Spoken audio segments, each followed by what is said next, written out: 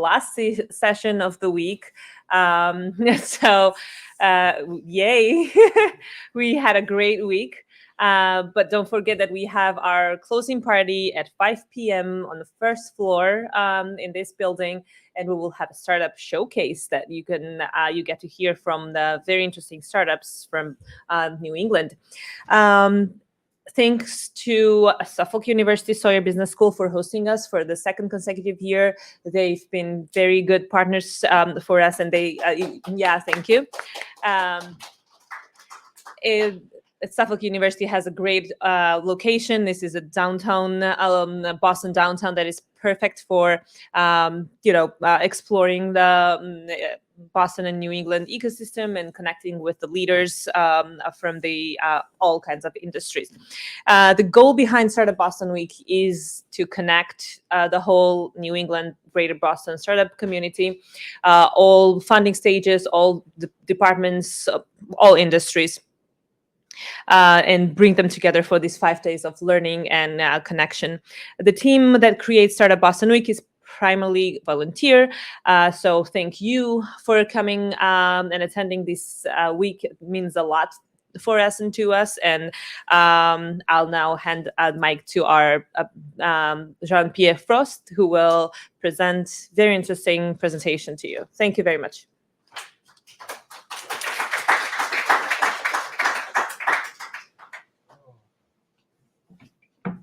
Someone told me I was going to have the last talk. I'm going to be your difficult customer today. I'm the only thing between you and happy hour. So, welcome to the art of diffusing difficult customers with the other JP. All right. So, why do I care about this? Can everyone hear me okay, by the way? Great. So, why do I care about this? So I spent many years at places like Papa Gino's, Whole Foods, Victoria's Secret, UMass Amherst, Good Vibrations. These are all very different places, by the way. But the one thing that they all had in common, difficult customers. Not a one, couldn't escape them. I'm actually a very conflict avoidant person. You may not know that about me, the way that I dress, whatever. But I also used to battle rap. You know, that's like an interesting sort of mix there. But I think there's some creativity there. And I think that that's something that I sort of have learned over the years, is how to be comfortable with being uncomfortable, which is sort of, I think, one of the first steps whenever you're dealing with difficult customers. So emotions are the thing that make us human. And of course, we're in this increasingly digital and AI-driven world. So our ability to effectively communicate and resolve conflict is actually becoming increasingly rare and valuable. I do not have statistics for this. This is just a hunch. Next slide. All right. So a vocally upset customer is better than a silently churning one. I know that one of the things that that I'm still working on, I think at my current company, is we're really trying to figure out why some people are churning, because we actually have a product where it's on-prem. So we actually can't see people's usage, things like that. So actually someone who is vocally upset is actually very valuable because at least you can figure out why they're churning, right? You're going to be able to get that reason. The other thing is, if they care enough to reach out, then I'm going to assume that our product has some level of being business critical to them, even if I don't know exactly how business critical it is. So I'm going to read something. This is one of my favorite articles from the Harvard Business Review from Net Promoter 3.0. Did anyone read this article? All right, that's fine. I'll read some to you. I'm going to read a little bit more of it later as well. But the power of customer advocacy is evidenced by the remarkable success of NPS leaders. Consider the 11 public firms highlighted in Reichel's most recent book, The Ultimate Question 2.0. Over the past decade, their median total shareholder return was 5 times the US median for public companies with revenues of more than 500 million as of 2010. Those results motivated more firms to track their net promoter scores and some to report them to investors. I'm assuming a lot of people are familiar with net promoter scores, right? Okay, awesome. But there's a problem with net promoter scores. So, unfortunately, self-reported scores and misrepresentations of the NPS framework have sown confusion and diminished its credibility. Inexperienced practitioners abused it by doing things like linking net promoter scores to bonuses for frontline employees, which made them care more about their scores than about learning to better serve customers. Many firms amplify the problem by publicly reporting their scores to investors with no explanation of the process used to generate them and no safeguards to prevent pleading, "I'll lose my job if you don't rate me a 10, bribery, "We'll give you free oil changes for a 10, and manipulation. We never send surveys to customers whose claim was denied. No details are provided about which customers and how many were surveyed, their response rates, or whether the survey was triggered by a specific transaction. Reports rarely mention whether the research was performed by a reliable third-party expert using double-blind methodology. In other words, some firms have turned net promoter scores into vanity statistics that damage the credibility of NPS. I don't know about you, but I never really liked NPS to begin with. But I do think that customer satisfaction is important. But yeah, it's sometimes NPS sounds more like BS and CS to me. So I'm going to give a little spoiler alert because I'm going to mention this article again later. And something I've really been thinking about lately is if the fear of displeasing investors is higher than the motivation to please customers, you cannot truly implement customer success. You can call it CS, but it will just stand for confused sales or confused support. All right. So I think studies are great. I love studies, stats, but I don't think we need more. To prove that happy customers are going to lead to profitable business, so we need to figure out how to delight customers at scale. So this is not about becoming friends with the customer. I'm talking about providing an experience where there's a partnership with clear value and people are proud to be your customer. I don't know if anyone in this room has companies that they're proud to buy from. Anyone have one they want to yell out? Blue Land. What's it called? Blue Land. Blue Land. Okay, and what do they do that's so great?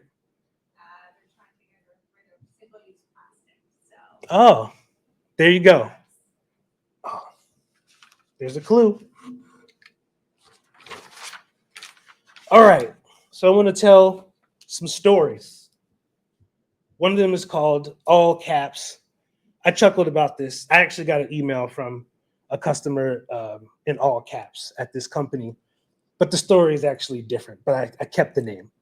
And then we have Great Expectations and Business Critical. All these stories happen at startups. I figure it's good to talk about startups at Startup Boston. And these are actually the three different companies I work for, but I don't want to give away which ones just in case they're listening. All right, so let's talk about all caps. So, scenario. I have a customer who was very, I actually talked to this customer on the phone. They were from Texas. Anyone from Texas here? No? I thought y'all were everywhere. Okay. So this customer had a habit of talking very loudly. But I had to learn that sometimes that's just the way people talk. They're not actually upset. I think there's a lot of people in Texas just really get it out there. Okay. So he's telling me about all these features he wants. This is, for some context, this is a large trucking company. So there's a fuel card. We have certain categories people are allowed to spend money on. This is a weird implementation of customer success, by the way. But this company is a really early startup. They were founded in March. I started in September. So I think that's about 6 months after they sort of had started. So this customer is saying, hey, we got to have this, we got to have that.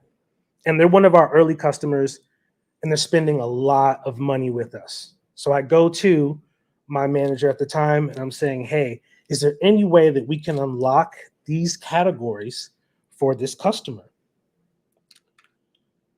So the action we took, because they were such a revenue powerhouse, and of course, this is like an early company. We really want to please this early customer because we're trying to grow.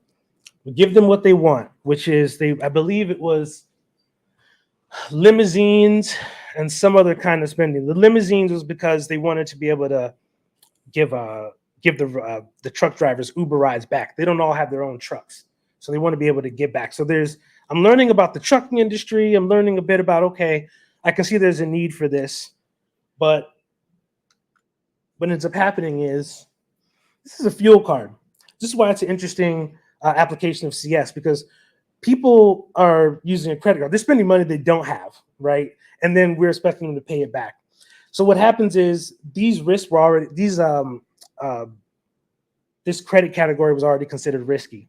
So what they end up doing is, instead of spending on what we intended, which was on the fuel, the customer is now spending everything on these limousines in this other category. So, which is not optimal, because the way that we're making money, we actually make more money when people have a fuel spend than on these other categories. So, yeah, they ended up in collections the last time I had heard. And I had mentioned that I battle rap, so I just put a few rhymes in here. So maybe we can remember the takeaway, which is be careful of which rules you bend in an attempt to get the spend. All right. Good startup lesson. All right. I'm trying to also stop from reliving these customers at the same time I'm talking about them. You know, been really on the front lines here. All right. Right. So here we have a customer who's not happy with our suggestions. This is when I worked for a company, like a white label service for leaders, right? You don't have time to manage your LinkedIn, your Twitter, all that kind of stuff. We're going to take care of it for you. The problem is it's really tough to show ROI and value on certain things. Social media is one of them. But this particular person, had paid for a year of our services, just wasn't quite feeling it. You know, it was very difficult to work with right off the bat. She was a difficult customer. So what do? We decided to spend more time. We're going to strategize with her, and we're going to try to somehow make things work, even though we're telling people you need to trust us because this is our expertise, and you'll see the value if you trust us. But we're now compromising just for the sake of trying to please this customer. But what ends up happening is she's already talking to someone else. So there's already sort of a competitor in the mix that we don't know about. We basically allow her to just do an early buyout. And, we really just wasted all that extra labor for no money. We really just tried to do all these things to please this customer. And in the end, what do we get out of it? So the next rhyme, is it worth the extra mile for not an ideal customer profile? All right. And lastly, business critical. Who likes late customer emails when you're about to clock out? This was one that I got. So customer, I remember getting an email. I think it was about 4:50 when I got this particular email.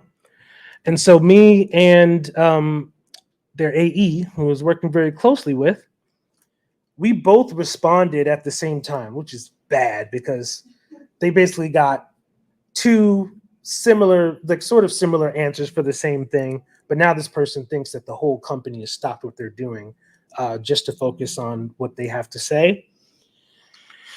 So we're going on emails back and forth because, we leave for work. We come back in the morning the next day, and there is a long chain of emails. Mainly just emails from this one customer. I don't know if they looked at our hours or anything, but there's just this long chain of emails from this person who is just expecting us to sort of hop on. They're escalating themselves. Why aren't you? Da da da da. I wanna hop on a call. This and that. And so I think I remember my mindset at this time. I'm thinking, okay, this was one of my first sort of upset customers at this company, and I'm thinking, okay, this customer is asking for something that technically we really actually charge for. People, by the way, this isn't scaled. So this is a low spend customer. So they are one of the people that wants the world and everything, but doesn't want to pay you for it. This is what creates this sort of this rub here, right? So I end up talking with AE as well as an AE leader. We decide to get on a call with this customer. So we decided to get on the call. We talk about things. I can't tell you how many hours we spent internally talking about this issue for this customer that really wasn't spending a whole lot of money, and told us that the problem that they had was very business critical. But when we tried to ask about how much money this outage cost them, did not want to say what it was. So they didn't want to tell us how much this problem potentially cost them. And that to me is a sign of maybe some gatekeeping, right? Someone's trying to maybe negotiate. And I should have known that maybe I'm not talking to the right person, right? So, did I already hop to that? Yes. Okay. So the issue gets fixed, but we realized that we were talking with the wrong person. And by the way, this issue was also the customer's fault, which I guess you should never say. You should never tell the customer it's their fault. But it was their fault, right? And so the takeaway is if the customer wants to brawl, hop on a call. So when this customer was getting all upset, I remember talking to both my CS leader and then talking to the sales leader. And the sales leader said, it's a low budget customer. We're going to do this way. And my boss was like, hey, I think that for this person, you should just hop on a call. So I have sales and I have CS, my own CS leader in my ear. But I sort of went the way of what the AE told me. That's foreshadowing. All right. So people have these frameworks for things. So I wanted to have some fun. Why am I there? That spells wait. I don't know if that's clear. Yes. Why am I there? So I think that this is something that's really important. WAIT. So it can be really easy to get reactive in any of these particular situations. So I like to return to intention, right? Don't get so caught up in the actual escalation itself. I think that this is where professionalism becomes a thing, right? Like I need to be professional even when the customer isn't. That's why I'm getting paid, right? So there's a definite need, I think, to dissociate sometimes. Again, these things can get heated. Sometimes customers are blaming you, again, for things that are really their issue. But I have to come back to, okay, why am I there, right?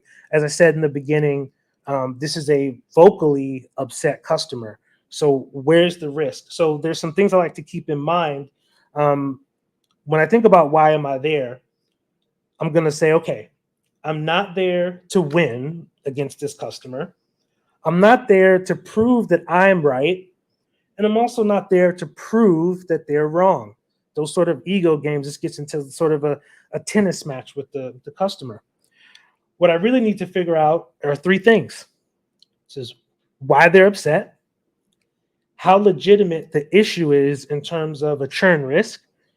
And so this can be something like, okay, is this a one-off that's really just endemic to this particular customer? Or is this customer telling me about something that's potentially affecting a lot of other customers, but they just haven't spoke up about it? It's important to know. And the last one is what can be done within reason about this? What are going to be the next steps? And some of these things can definitely be prepared for ahead of time. So, excuse me, I need to take some water. My lips are parched. Okay. So I know there's all kinds of techniques out there for what you do on calls and such. I think it's important to just keep some of these pillars in mind.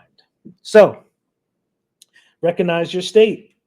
If you're escalated, you need to de-escalate before you engage with the customer, or else it's not going to go well. Arrive prepared. Like I was mentioning, what concessions are you willing to make? And when does the interaction need to end? In other words, how much time are you willing to spend with this?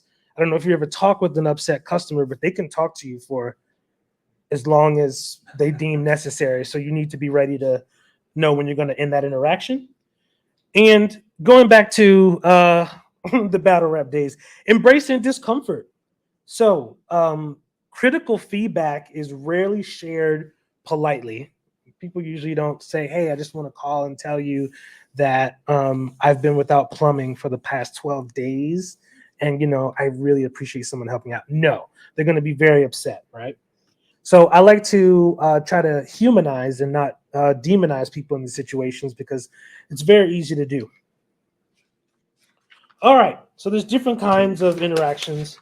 And I think there's some sort of advantages and disadvantages to each. So with email, we have a higher degree of ambiguity due to the lack of tone. Customers are more likely to be passive aggressive since it's sort of a more impersonal medium.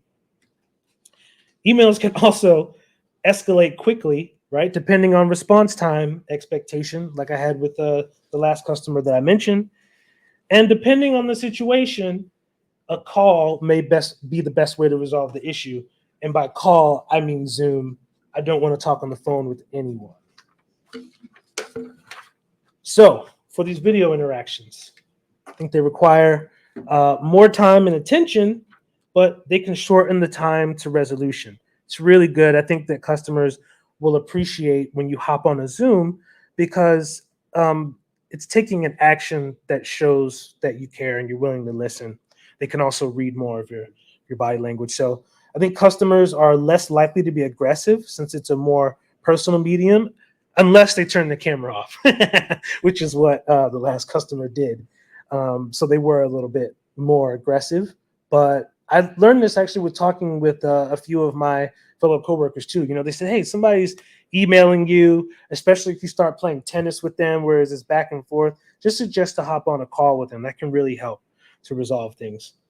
The thing about a call, though, is that your tone and your composure, they become more important. You need to be more cautious with your words. I'm going to talk a little bit about words in a sec. And sometimes that this may not be feasible, right? Depending on how many customers you have or the bandwidth you have at the moment, right? Maybe I just can't handle a call. I'm too busy to do it, right? All right. So I do want to talk about phone a little bit because I actually used to work at a call center. Anyone ever work at one of those? Yeah. All right. So phones, I feel like these are, there we go. So these are a more specific use case. I think it really depends on the type of customers you have and the company infrastructure, right? Like in general, are they giving people their own lines to talk to people on phones? I think customers are more likely to be aggressive by virtue of the medium. Like angry people want to talk on the phone. I just feel like if you're on an email, for example, you have to clickety clack, clack, clack. You sort of like, oh, yeah, maybe that is crazy. Maybe all caps isn't what I need to say. Maybe I can take out a few of these F-bombs, right? But on the phone, people don't quite have as much of a filter. I feel like people get on the phone, it's very impersonal. And tone and composure are also really important. But the cool thing about the phone is you can at least have like a playbook or something in front of you. So a little silver lining. All right. Watch your language. Has anyone ever used per my last email? Be honest. Okay. And what did you mean? Was that friendly? Exactly. Exactly. Exactly. So it sounds nice, right? But it's pretty passive aggressive. I would say to just stay away from perma last email. I can tell by people's response. They sort of get that one. Who's using please advise? Be honest. Really? And is that nice? It does. It does. There is actually some decent use cases for please advise, but and there we go. That's a good call out. And I'm going to stick to my presentation topic because that's a really good call out. Me and Rob, who's on his phone there, we were talking about, we talk about this book, The Culture Map, right? By Aaron Myers, right? About different cultures. Anyways, I see you, buddy. Thanks for joining. Please advise is something that's, be careful how you use it. It could definitely come off passive. I worked with a sales rep. I knew I had to get this out in this presentation. I work with a sales rep who kept using it, and I wanted to be like, please, no more please advise. If you use it once in an email, that's one thing. After every interaction, I mean, that's why you're emailing. That is advising. You don't have to tell them please advise. All right. And lastly, this is one that I know a lot of you use, which is, does that make sense? Yes. Why do you hate it? Because it sounds like something that they learned in a training class. And it's like corporate jargon. Oh, yeah, I guess one time for them people. Hi, virtual people. Gentleman said it sounds like corporate. So it basically, it can sound inauthentic, but there's another reason too. It can sort of sound a bit condescending. I know that the intent behind it is just trying to say, like, do you understand what I mean? But does that make sense? You gotta be careful. That's a potential landmine too, also culturally. All right, that's some fun. So, all right, moving along. I know everyone here can't wait for happy hour, so let me zoom along here. So, who remembers that movie, The Highlander? That's what I'm referencing. Okay, yeah, you got it. You got it immediately. All right. So there cannot only be one. This is what I'm talking about is the rock star culture at companies where you have one or two people who do really awesome things, but no one else really does or wants to. So I want to sort of redefine culture as the ability to diffuse and delight customers at scale. Like, to me, because like, is culture like the ping pong table or like the pizza on Fridays or like, gym membership in your LSC? I mean, those things are it's not that they're not okay, but what is culture ultimately getting at, right? Like, you have happy workers, happy employees. I feel like that's going to come out in the way that they interact with customers. So the question is, of course, everyone wants that. So how do you cultivate this kind of culture? How do you get people to buy into this kind of culture where the customer does feel delighted, where no matter how escalated they are, people feel empowered to be able to handle these situations? Yeah, the rhyme. So easy. There can only be one, but that's easier said than done. So I'm going to call out something. It's not, I'm sure there's multiple ways this can happen, but there's sort of like this not my problem thing that a lot of other people can have. And again, I'm going to call out Rob, who we talked about this as CS becoming the junk drawer function, right? Something is not working at a company. There's sort of these gaps. It's going to fall to CS, right? Because we don't quite know what CS does. We don't quite know what the value is. So you go earn your money and you do it, right? So I feel like this not my problem people have is going to disproportionately affect customer success. And so if you have vague expectations on CS, it's going to turn us into the de facto owners of these difficult customers, which, surprise, that's why you're always hearing about burnout among CS folks. It's because everything is just getting filtered down to that level. So the internal customer, right? we must have the bandwidth to not take a not my problem approach, right? We don't handle escalations in a vacuum.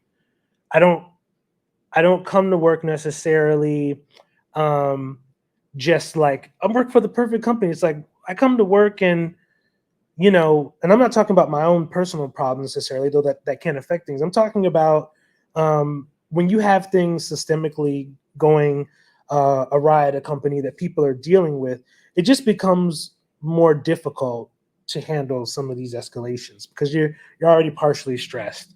So I think we can help people at a higher level. Okay, so back to the article, back to long paragraphs. So bear with me. First Service provides a compelling example of how investors win with customer loyalty.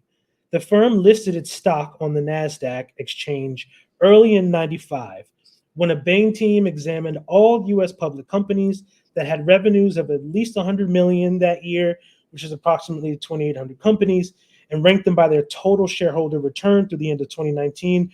First Service ranked 8th, ahead of Apple, with an annual total shareholder return of almost 22% a year. $100,000 invested in First Service back in '95 would have grown to $13.6 million by 2019. By tracking and publishing auditable earned growth rates, companies like First Service will be able to credibly demonstrate the sources of their advantage and thereby help investors understand the sustainability of growth generated by loyalty. But there's always a problem. So Patterson admits that he struggles to convince investors of the sustainable advantage that First Service's customer-centric culture delivers. They hear my words, he says, but their financial mindset just can't make sense of them. They keep asking for the real secret sauce behind our impressive track record so they can assess our future. He views the development of a measurable science around earned growth as advantageous. He's not worried about giving away the secret sauce. After all, a service-based culture is hard to build and maintain, right?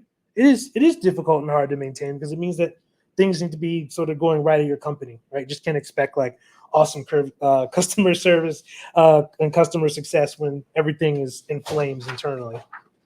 Speaking of in flames, I had to end with the hot take. I have to end this with the hot take. Should I do it, Rob? All right, here we go. Customer success shouldn't be revenue focused. Yeah, I said it. Yes. The discipline of customer success leads to sustainable returns. Keyword is discipline, not thrashing, not just trying to bend to the will of what the investors say because they're freaking out because money isn't cheap and bodies are expensive, right? Who said that? That was a great line. So I say we get back to focusing on adoption and retention, becoming trusted advisors, not just a sales support hybrid with the CS title, because CS is ultimately for the long tail. I remember when I first got into customer success, reading about it being born out of the subscription economy, and I understand that things do change, but I think that there is a lot of impatience, and I think CS has had to evolve to survive. I think that it's had to become more revenue focused to survive, but I think someone on the previous panel was really talking about how important it is that a lot of CS people have this service DNA. They can be really good. The actions that they take can really actually lead to some of that quantitative value in the terms of money, but there is also a qualitative value to what CS does that's really tough for people to recognize, people in the C-suite and such. So, oh yeah, that's it. Oh, that was it. Yeah, that's it.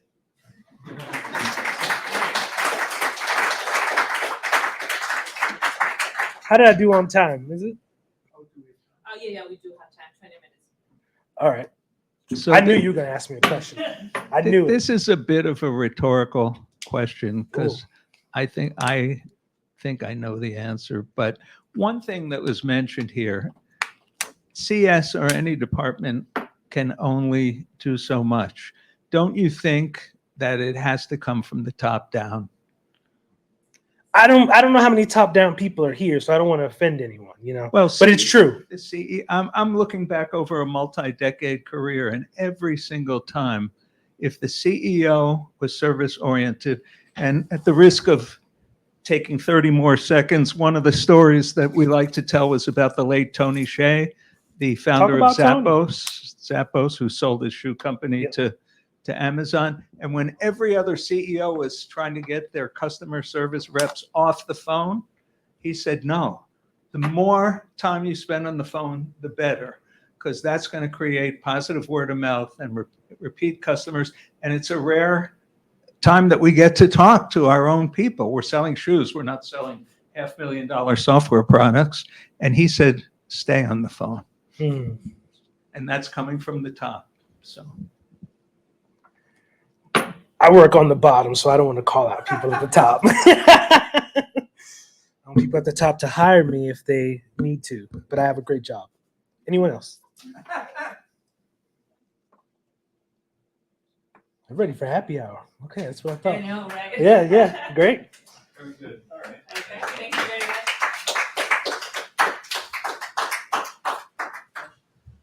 You had a question over here. Oh, Oh. what Can is you the please question? pass it? Go back. Go back. Pull me right back in. Just real quick, do you think there's a difference between service-based companies and product-based companies in terms of the CS? Because I've never really worked in a product company. We've always been technical services, but because we're a service company, we've never had that kind of problem because it's built into our DNA because we provide the service. So would you say that there's a difference, or do you think that because of that we see it less, or that it can be just as bad? Or Yeah, I think you hit the nail on the head with your question. Actually, I mean, if you are in that service-based company, right? Like it's built in. I think that for some other people, it's not. So let me give an example. A lot of companies are what do they call it? Shareholder primacy. I think like the majority of companies are. I'm not trying to get too much into that world, but if a company is more like a stakeholder primacy, right? Like a B corporation, right? It's going to really influence the way they do business because they're including the employees. There's a certain amount of ethics and transparency that's built into the actual way that they're doing business. So yes, the degree at which this can happen definitely depends on what the actual leader is like. And then yes, it can also depend on what kind of product you have and what type of company it is.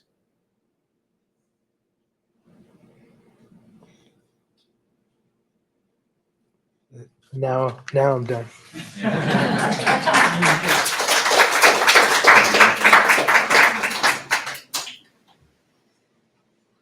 Okay, I guess we are all ready for our Startup Boston Week closing party that will happen in 30 minutes.